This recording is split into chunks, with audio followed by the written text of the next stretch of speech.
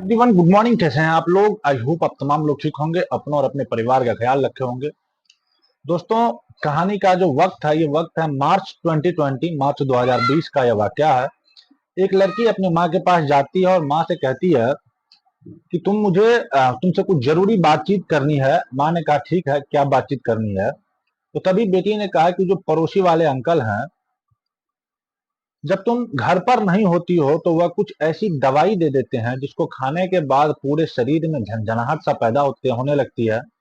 और ऐसा लगता है कि उत्तेजना सा पैदा हो जाती है और ऐसा लगता है कि किसी व्यक्ति के या खासकर उनके साथ बैठकर कुछ बातें की जाए, कुछ वक्त बिताया जाए, उनके साथ कुछ गलत करने का मन करता है। जैसे ही माँ ने यह बात सुनी, माँ ने ऐसा सुना जैसे उसने कुछ सुना ही ना हो, मतलब कि अनसुना कर दिया उस बात को।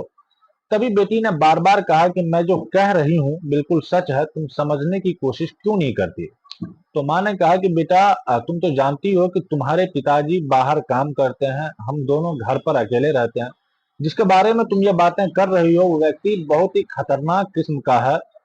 ऐसा ना हो कि तुझे या मुझे किसी भी तरह का कुछ नुकसान पहुंचा दे। माँ ने यह कहकर अपने बेटी को बिल्कुल शांत कर दिया। और जैसा हो रहा था कई सालों से, फिर बेटी के साथ वैसा ही होता चला गया और बेटी चाह कर भी कुछ कर नहीं पा रही थी।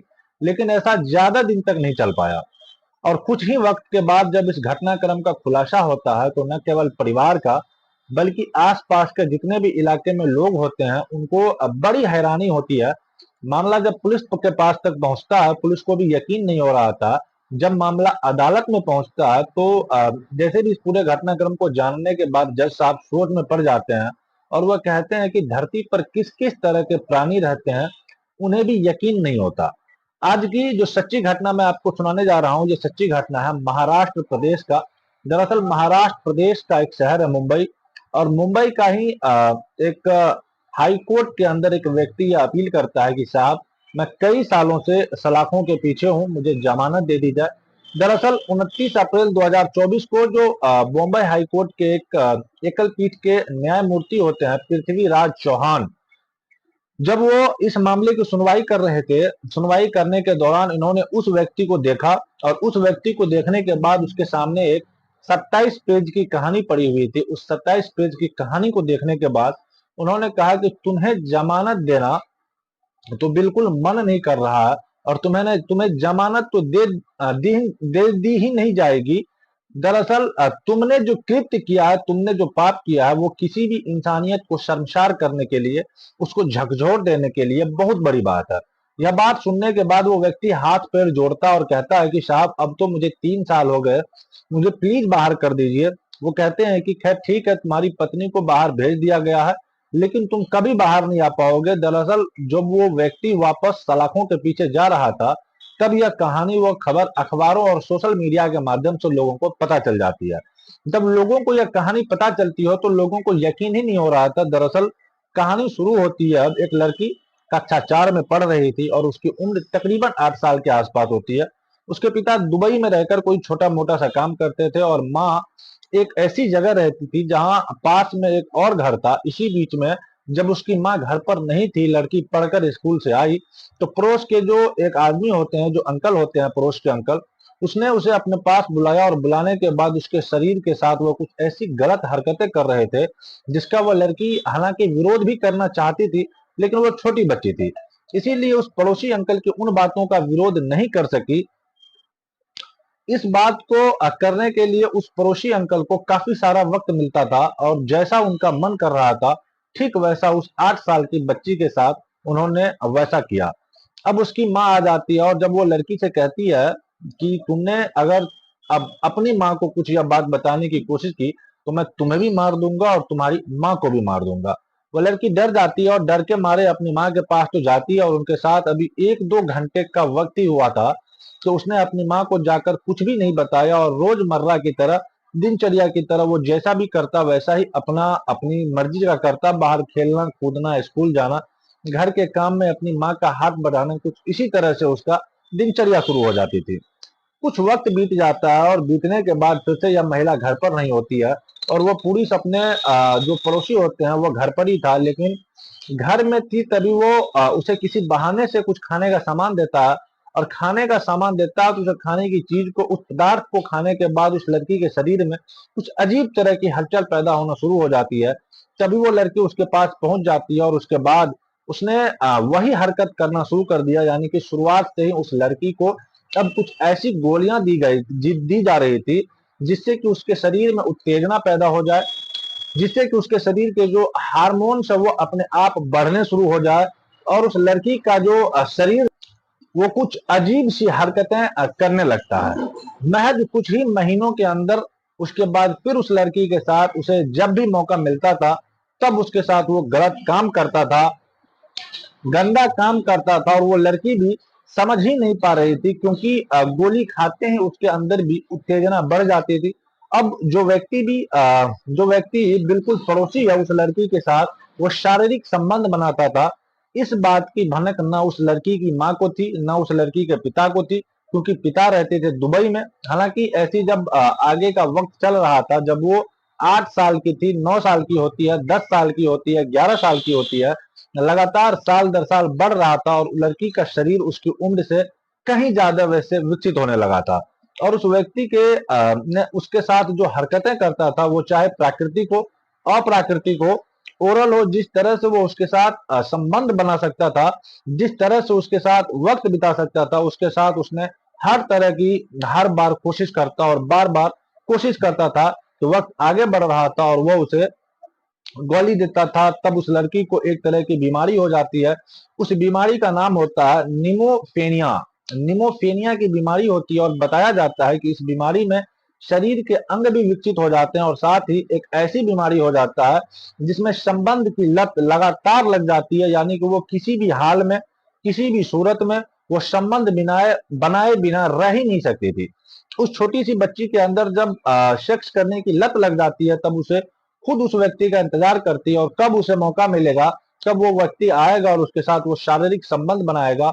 और धीरे धीरे करते करते ऐसे ही वक्त बीत रहा था और 2 साल, 4 साल, 6 साल, 7 साल इस तरह से वक्त बीतने लगता है। और जब यह बात इस बात को हो जाते हैं 8 साल, तब मार्च 2020 में उस लड़की ने अपनी माँ को हल्का सा इशारा किया था। पड़ोसी अंकल उसे खाने में कुछ ऐसी चीजें दे देती है जिसकी वजह से, जिसको खाने की वजह से उसके शरीर में कुछ उत्तेजनाएं पैदा होती है जिसका उसका मन करता है कि किसी भी व्यक्ति के साथ गलत काम करने का। हालांकि उसने बिल्कुल सीधे तौर पर साफ साफ बात तो नहीं कही थी, सिर्फ गोलियों के बारे में बताया था और उस व्यक्ति पर उसकी मां ने कोई ऐतराज नहीं किया, कोई विरोध नहीं किया। हालांकि जो पड़ोसी अंकल था उसके साथ गलत किया करता था, उसकी पत्नी को इसके बारे में जानकारी हो जाती है। लेकिन जब एक बार उस लड़की के साथ वो गलत हरकत कर रहा था तब उस पड़ोस की आंटी ने उसे देख लिया था, उसे अपने पति को उस बेटी के साथ ऐसी हरकत करते हुए।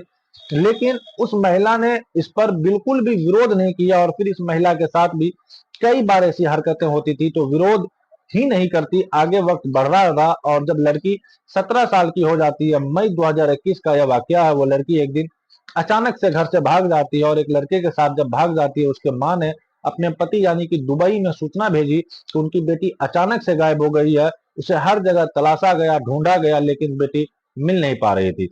आखिरकार करे तो क्या करे, तभी उसका पति दुबई से आता और अपनी बेटी को ढूंढने के लिए तमाम तरह की कोशिशें कर रही थी। कोशिश करने के बाद भी कोई सफलता नहीं मिल पा रहा था।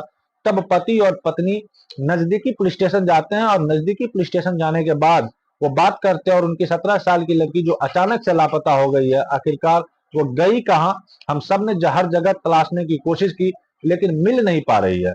पुलिस इस मामले में एक्टिव होती है, मामले को गंभीरता से लेती है क्योंकि वो लड़की, उस लड़की की उम्र कम थी, 18 साल अभी कंप्लीट नहीं हुई थी। आखिरकार लड़की को तलाश करने के लिए प्रयास जारी थे और जब पुलिस उसे ढूंढ रही थी तभी उसने कहा कि जहां लड़की रहती है दरअसल हम उसका कमरा देखना चाहते हैं, कहीं ऐसा तो नहीं कि उसने उस लड़के के बारे में कोई जानकारी या कोई कुछ ऐसी सबूत मिल जाए जिससे हम लड़के को आसानी से पकड़ सकें। पुलिस ने जब उसके घर की तलाशी लेनी शुरू की तो पुलिस को एक डायरी मिल जाती है। डायरी लगभग 27 पेज में लिखे हुए थे और 27 पेज के अंदर उसने पूरी कहानी अपनी जिंदगी की बयां की थी।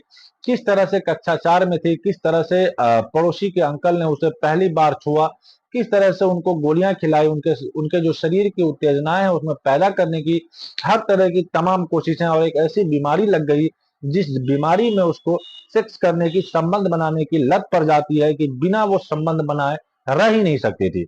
अब जब पुलिस को यह 27 पन्नों की 27 पेज की डायरी मिलती है, पुलिस इस डायरी को पढ़ने के बाद हैरान हो जाती है। अब पुलिस ने मुकदमा दर्ज किया, मुकदमा दर्ज करने के बाद उस व्यक्ति को भी हिरासत में लिया, साथ ही उसकी पत्नी को भी हिरासत में लिया। उन दोनों को गिरफ्तार करने के बाद जेल भेज दिया गया। जब इस महिला से यानी कि उस लड़की की मां से यह पूछा गया कि जब लड़की ने तुमसे इस बात का जिक्र किया था मार्च 2020 के अंदर, तो तुम उस पड़ोसी से उसे परेशान किया करता था, तब तुमने पुलिस की मदद क्यों नहीं मांगी, तब तुमने अपने पति से यह कहानी बयां क्यों नहीं की। तब उसने कहा तो उससे मुझे डर लगता था कि कहीं ऐसा ना हो कि वह उसे या उसकी बेटी को कहीं नुकसान पहुंचा दे। वो डर गई थी बुरी तरह से, इसीलिए वह कह ही नहीं पा रही थी, और वह यह नहीं जानती थी कि उसकी बेटी के साथ इतने लंबे समय से इतना घिनौना कृत्य हो रहा था, और ना ही उसे अपनी बेटी के साथ अब इसका जो दुख था, उसकी तकलीफ थी, उनको साझा करने की कोशिश की। हालांकि पुलिस ने इस मामले की चार्जशीट में दाखिल की, उन पति और पत्नी को गिरफ्तार किया, और गिरफ्तार करने के बाद उसको जेल भेज दिया गया। जो पत्नी होती है वो बार बार यह अपील कर रही थी कि उसमें इसका कोई दोष नहीं है, जितना उसे दोषी बनाया गया है, लेकिन उसे जमानत दे दी जाए। आखिरकार पड़ोसी की जो पत्नी होती है उसको तो जमानत मिल जाती है, लेकिन जो मुख्य आरोपी होता है लगातार 9 साल तक उस लड़की का शोषण कर रहा था, उसके साथ हर तरह का, चाहे वो प्राकृतिक हो, अप्राकृतिक हो, ओरल हो, हर तरह से उसके साथ वो घिनौना गंदा कृत्य किया। जब उस व्यक्ति को, जब बॉम्बे हाईकोर्ट में अपील की उसको जमानत दे दी जाए, तो जज साहब ने 27 पन्नों को वो पढ़ने के बाद कहा कि तुम जैसे व्यक्ति को समाज में रहने का कोई हक नहीं है। इस घटनाक्रम को सुनने के बाद कोई भी, चाहे कितना भी खबर खुखार व्यक्ति हो, उसकी भी आत्मा झकझोर जाएगी। लेकिन तुम जैसा व्यक्ति जमानत मांगकर क्या साबित करना चाहते हो कि तुम फिर जाकर कुछ ऐसी ही किसी की बेटी के साथ गलत काम करोगे।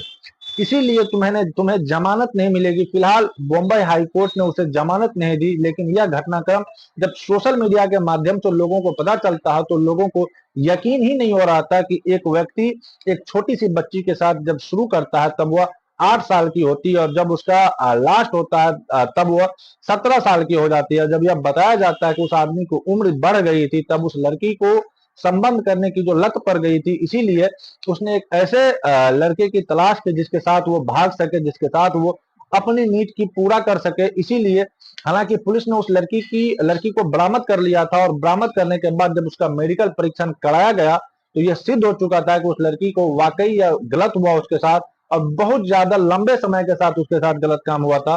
दोस्तों, इस पूरे घटनाक्रम को सुनाने का उद्देश्य किसी को परेशान करना, किसी को दिल दुखाना नहीं, बल्कि आपको जागरूक करना है, आपको सचेत करना है, और आपको बताना है और जताना है कि आप अपने बच्चों को अपने बीच में बातों, उनकी बातचीत करते रहें। जो किससे मिलते हैं, किसके साथ रहते हैं, क्या खाते हैं, क्या पीते हैं, यह भी बताया जाता है कि इस लड़की को इतना ज्यादा स्ट्रेस होने लगा था। अपने स्ट्रेस को कम करने के लिए उस लड़की ने सिगरेट पीने की आदत भी डाल ली थी, लेकिन घर वालों को इस बात की जरा से भी भनक नहीं लग पाई, क्योंकि उनकी बेटी को सिगरेट पीने की आदत जो पड़ गई थी, हालांकि काश उसकी मां ने उस लड़की से अगर उसके मन के बात, उसके दिल की बात जानने की कोशिश की होती, तो शायद उसके साथ इतने लंबे समय तक कभी भी उसके साथ इस तरह का दुष्कर्म नहीं हो सकता था। दोस्तों, यही थी हमारी आज की कहानी। आई होप कि कहानी आपको पसंद आई होगी। कहानी अगर पसंद आए तो वीडियो को लाइक कीजिएगा। चैनल पे अगर नए हैं तो चैनल को सब्सक्राइब कर बेल आइकन प्रेस कर दीजिएगा। मिलते हैं किसी और वीडियो में किसी नई कहानी के साथ, तब तक के लिए जय हिंद, जय भारत।